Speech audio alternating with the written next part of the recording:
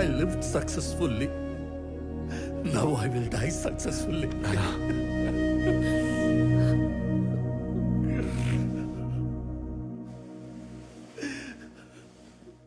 Sorry అన్నయ్య. Sorry ఏంట్రా, నువ్వు నేను వేరు కాదు, మనం అంతా ఒకటే.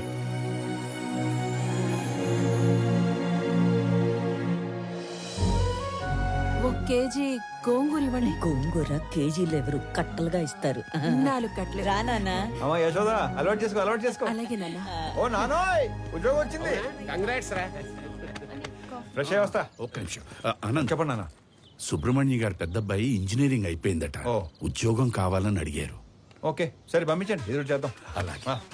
ఆ. చెప్పండి. ఏమండవు ప్రణయ్ గారు, అంతా ఓకేనా? టైం పాస్ బానే అవుతున్నట్టుంది. అవును, నువ్వు అంత పెద్ద కంపెనీకి సీఈఓవి కదా, స్వామికి ఒక జాబ్ తెచ్చుకోవడానికి ఎంత టైం ఎందుకు పట్టింది? ఆల్టర్నేటివ్ డేస్ వస్తాను, నెలకి 15 రోజులు పని చేస్తానంటే ఎవడెత్తాడు జాబు? అవును. అందుకు ఏమండే, మీ అమ్మాయికి మంచి సంబంధం కుదిరింది, రేపో మాపో పెళ్లి చేసుకుని వెళ్ళిపోద్ది. ఆ తర్వాత మీ పరిస్థితి ఏంటి?